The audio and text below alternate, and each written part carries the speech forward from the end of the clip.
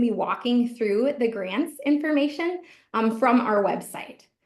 And so this main grants program page is a really great place to access information on both of our grants. Both of our grant opportunities, the public program grants and our mini grants for rural libraries, are linked from this page. Other important things as public program grant applicants that you'll want to pay attention to are our grant recipients and grant spotlight information, which is found on the left-hand side of the screen. So our grant recipients are all of the programs and organizations that have received grant support from us since 2017. So it's a good idea to get a sense of what types of projects have we funded in the past, what types of organizations are reaching out to us for funding and with what projects. Grantee spotlights are a little bit more in-depth. They provide a little bit more information and have some quotes and things like that from program participants and the grantees themselves.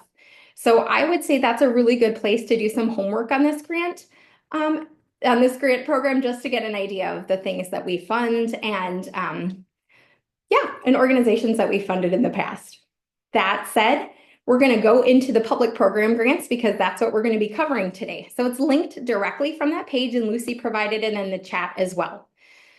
So we just ask that before you apply for the grant, just read through all of the information on our grants website. We're going to just be providing a broad overview today. And so it gets kind of into the nitty gritty and the additional details if you go through that entire grant program's webpage. So hopefully you've been able to access our public program grant webpage. And then from that page, we're going to introduce you to our public program grants. This is a grant that you might have heard called PPGs if you're an applicant or a past grantee. As kind of short, every organization has their acronyms, right? So this year we're excited to be able to offer a total of $125,000 in funding for the fiscal year 2025. You can apply for awards up to $10,000. So we're going to take a peek at the information located just below the photo where it talks about the purpose of this grant. And so I just kind of want to read this because it gives you a sense of what we might be looking for and also kind of what the goals for our grant making are. So Oregon Humanities is committed to bringing people together across differences of background, experience, and belief as we work toward our mission of connecting people and communities through conversation, storytelling, and participatory programs to inspire understanding and collaborative change. The goal for this grant is to fund programs that explore challenging questions and help create just communities. We're particularly interested in programs that engage diverse audiences and explore complex topics, helping people to connect, reflect, and cultivate a stronger sense of agency in their communities. So understanding that aspect and thinking about that is going to be key to writing your strongest grant application, because we're really looking for projects that can tie in kind of our work in the state as well as our goal for this grant program with the work that they want to do with the funding. So our public program grants do fund a wide variety of programs and activities, including community dialogues, lectures, online engagements, storytelling formats that center undertold experiences, programming that connects exhibits to current experiences, and culturally specific and intercultural events. So we accept applications for multilingual programs, but we do ask that the grant application and reporting are required to be done in English. Another important item of note about this grant program is that unlike our mini grants for rural libraries, this grant program does require matching funds. So you must match any grant amount that you are requesting with funds equal to or greater to that amount. The matching funds have to come from other grant sources besides Oregon Humanities. It can be money that you raise through donations, maybe contributions, or even through the value of your volunteers' labor. So go ahead again and check that matching grant section on our public program grants webpage to see more information about matching funds, including how you might be able to value and calculate your volunteer labor as those matching funds. Also, this will become very important as we start to talk about eligible and unallowable expenses. This grant's funding source is federal funding through the National Endowment for the Humanities. So all of our grant awards that we make are considered to be federal subawards that are administered by Oregon Humanities. So this comes with a number of federal rules, restrictions, and policies on how you can and can't spend our funding. It also requires 2 rounds of grantee reporting. Again, all of this information can be found in this grants listing on our website. So if you have questions about it, please reach out to Lucy or myself to help. We're happy to walk you through that and talk through all the details of the reporting as well. So I'm going to go ahead and throw the timeline into the chat and then just briefly review it. Obviously, the grant application is already open. It opened on January 3rd. We have 2 more upcoming information sessions. Session 2 will be for grant applicants wanting more specific information. If you have really specific questions, or if you start your application after this session and you kind of had you got stuck at a portion and you just need a little extra assistance, please register for that and come. You can come to any and all of them, but none of the information sessions are required to be able to apply. Online information session 3 will do a deep dive on the budget.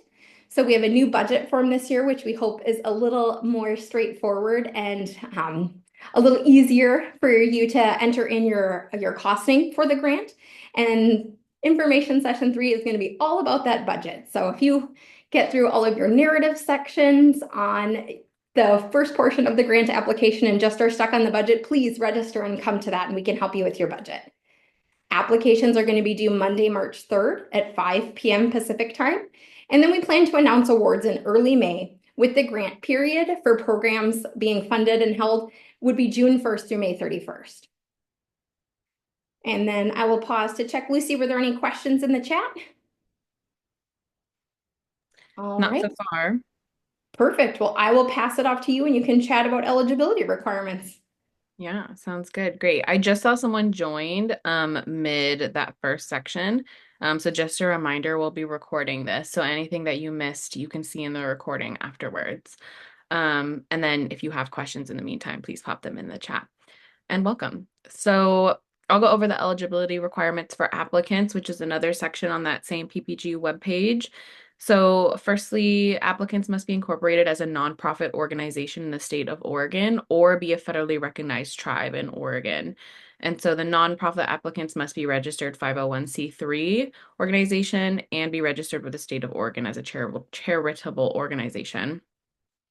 Applicants must also be able to complete an Internal Revenue Service or IRS W-9 form in order to receive an award payment from Oregon Humanities.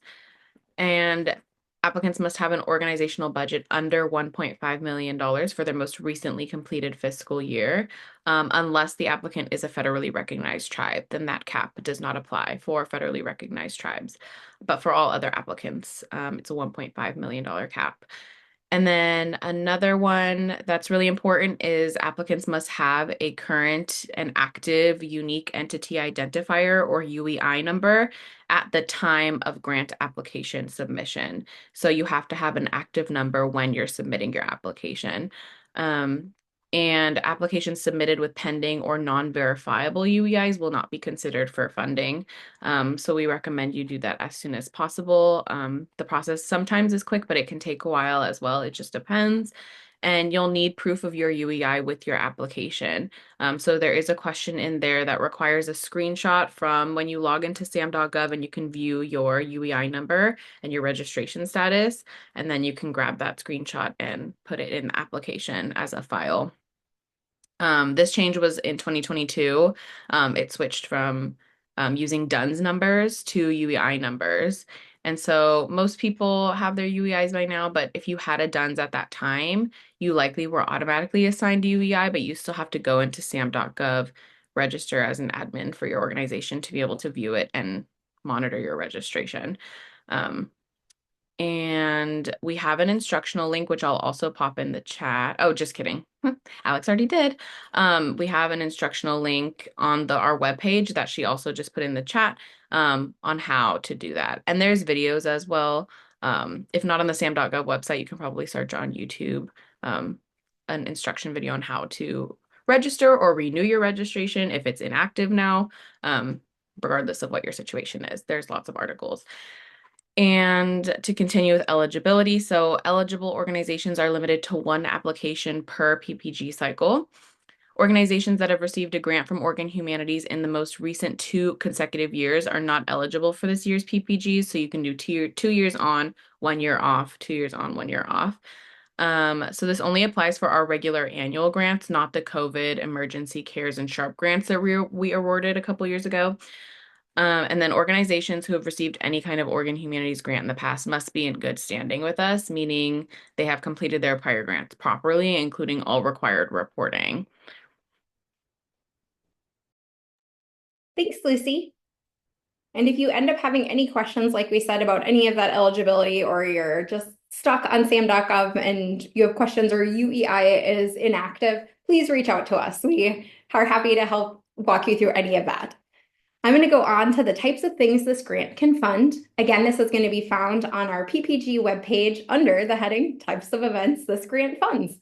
And so our PPGs can fund a wide range of costs that are typically part of hosting a public humanities program. So here's just a few examples of the kinds of things that we have funded in the past, or activities that you could pay for with this funding. You can pay for honoraria for facilitators and featured participants, excluding audience members.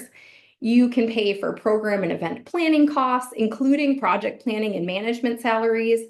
You can pay for supplies and materials, event space rental costs, snacks for participants, labor and technical support for online events, event advertising, and you can pay for ADA access costs as well. Things like the labor cost to employ translation services or language translators.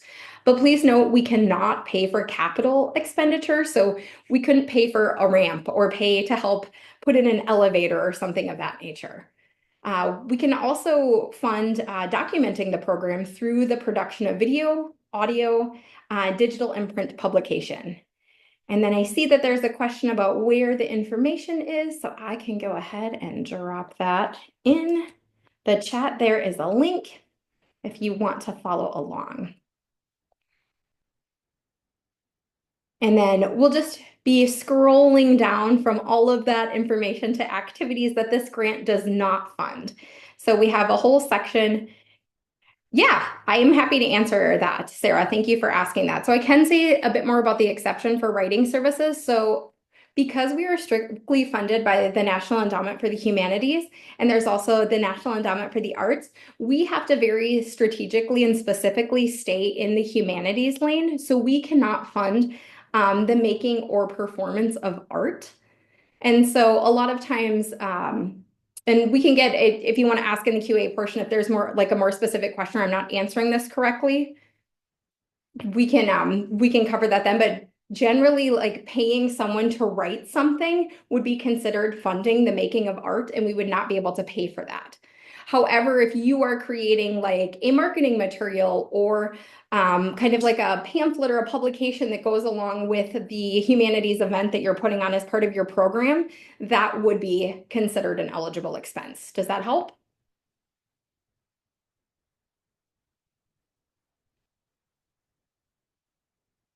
Okay, perfect. And like I said, if you have specific questions, or something specific that you're kind of thinking of as like a brainstorm for your project, please reach out to me. I'm happy to schedule a call or a private Zoom, and we can talk further too. All right, and I will keep going with some more ineligible expenses. So the grant also being federal in nature and being humanities specific in nature, there are certain restrictions that we have to adhere to for activities.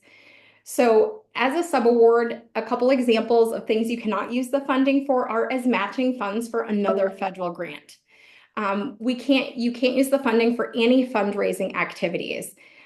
We cannot fund, like I said previously, the making or performance of art. However, this grant can fund program activities such as public discussions of art, or art history presentations, or art analysis and appreciation. So while the grant can't fund the making of art, it can fund the discussion around the meaning of art, if that's a helpful distinction. Grant-funded events cannot promote particular political or religious or ideological points of view, or advocate for particular programs of social or political action, promote political candidates, or support specific public policy or legislation. And so again, I can just keep scrolling down for what's allowed, and then there's an ineligibility restrictions and compliance standards for grant awards document that I'll go ahead and throw in the chat. along with the frequently asked questions. It's pretty helpful in answering some of those questions about what is and isn't allowed. And if it's something that's not covered in either of those spaces, like Lucy and I said, throw the question in the chat, ask in the questions portion, or shoot us an email if it makes more sense. And then I'll go pass that on to Lucy. Thanks. So, if you could pop the application link in the chat, that'd be great. It's also at the top of this page.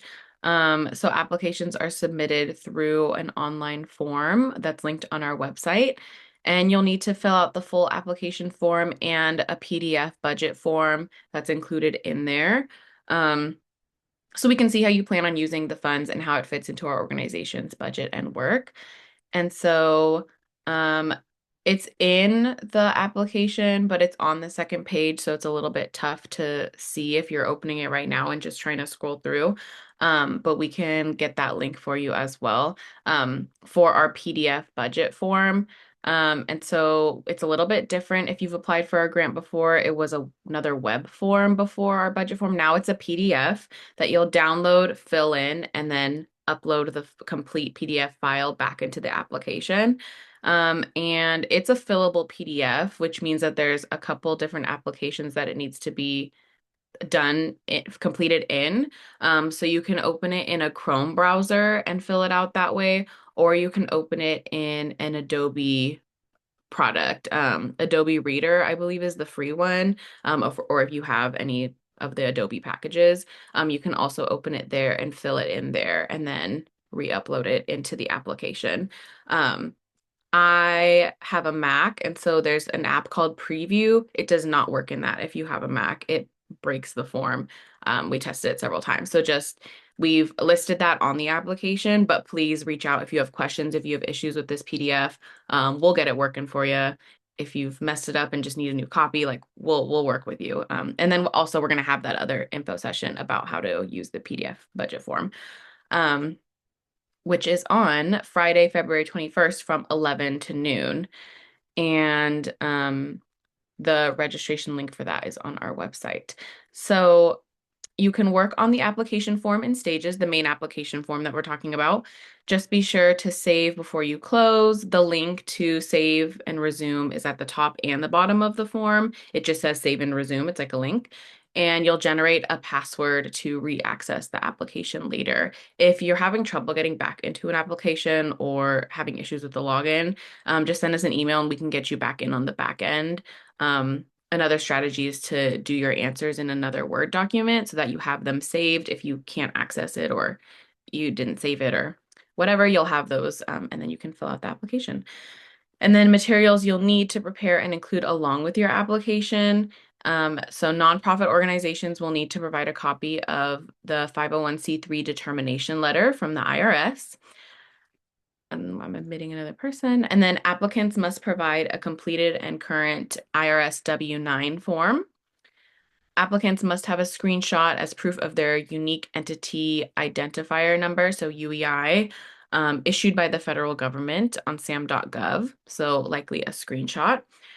And if you're a nonprofit applicant, you'll need to submit a copy of your organization's most recent board-approved and signed organizational budget.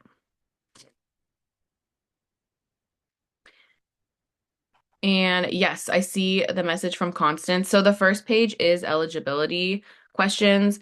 In order to get to that second page, you can just fill out your information and answer those yes or no questions really quickly. They are required to get onto the next page. So if you want to do that now, that way you can look at the next one, feel free. It shouldn't take that long. It's just your organization's information and then some quick eligibility questions. Thanks, Lucy. I'm just gonna quick speak to how our grant review process goes. And so our application review process is pretty straightforward. Applications are reviewed by a Oregon Humanities Grant Reviewing Committee. These committees are made up of Oregon Humanities staff members, board members, and community members who have participated in past Oregon Humanities programs. And so the grant applications are reviewed using a competitive process. And then the grant listing on our website also includes the scoring rubric that our grant review committee will use in reviewing the grants and making grant awarding recommendations to our board. So reviewing the rubric is highly recommended prior to writing your application because you'll know exactly what our grant review committee is looking for to help you write the strongest application. And then once our grant review committee obviously makes their recommendations, those all go before our board of directors who will review those recommendations and then vote on the final award decisions. So I'm going to go ahead and pull up the scoring rubric and drop it in the chat just because I feel like that is an important thing to share.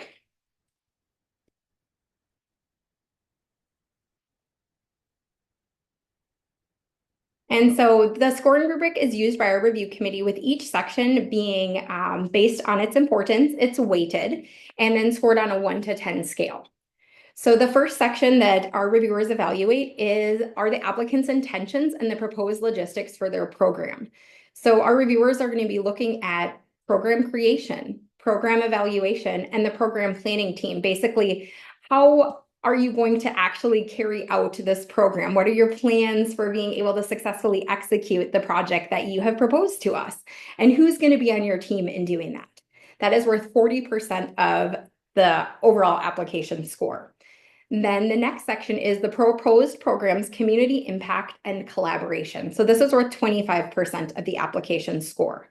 So our reviewers are going to be looking at these sections. They're going to be looking at the program's relationship to program participants and audiences. So have you thoughtfully engaged the people that you want to provide programming for? How are you going to impact them? What is going to be the engagement with the audience? So back to at the beginning where we talked about we're looking for programming that's asking those important questions and promoting just communities. We want to make sure that there is this level of community and public engagement with your audience as well. And public doesn't have to be the broader public, but they have to be open to the people that you're trying to serve.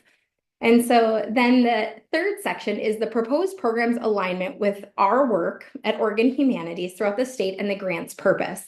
So we're going to be again looking at that section that's thankfully called Program Alignment with Oregon Humanities Mission and Grant Purpose. So that's going to be the restatement of the statement that I read to you first under purpose of this grant. And then in the fourth and last section, our committee is going to be looking at your budget. So that budget that Lucy introduced to you and dropped into the chat. And so we're just kind of looking at what are the proposed costs to execute the program? How are you going to spend expenses? Are there any of those ineligible expenses included? And also, what is the financial stability of your organization as evidenced in your most recent board approved budget that you provide to us? There will be an optional question on the application that asks, is there other information that you feel our grant application reviewers should take into account when reviewing your application? And if you choose to fill that out, our reviewers are tasked with assigning that to whatever of the above four categories it makes the most sense, and then incorporating that into the overall score for that section. And then are there any questions in the chat about that? I haven't been following along. Are we good, Lucy? Yeah, we just had some link issues. Hopefully the link that I pasted it as the full URL, it pasted kind of funky in the chat. So just make sure to highlight the end, even the part that's not hyperlinked, to get there. It's the same link that was above, but maybe hopefully one of the two will work for y'all. And then I did paste the budget up above as well, which it opens to a PDF form. And if you're tinkering around with that right now, download the PDF and then open it either in a Chrome browser or an Adobe product, and then you'll be able to actually see the way that it's fillable. Beautiful. Thanks, Lucy. And like we said, all of this information is on that main PPG page. We're just trying to link to certain sections. So if the links aren't working, just feel free to scroll down until you get to the section that you're looking for. And then I will go ahead and hand it off to Lucy and she can talk to funding priority groups. Yes. So our final section, so that we'll be talking about today, So the funding priority groups, so Oregon Humanities is committed to funding organizations across Oregon. And knowing that we have limited grant funds to award and that we're committed to funding organizations and communities that have been historically underserved, we have two funding priority groups. So the first is organizations based in and led by rural communities. And we define rural as locations in Oregon 10 or more miles from a population center of 40,000 people or more. And then the second funding priority group is organizations led by and serving Black people, Indigenous people, and people of color. However, we encourage all applications to, all applicants are welcome. These are not requirements, eligibility requirements. They're just funding priority groups that our review committee keeps in mind when reviewing applications.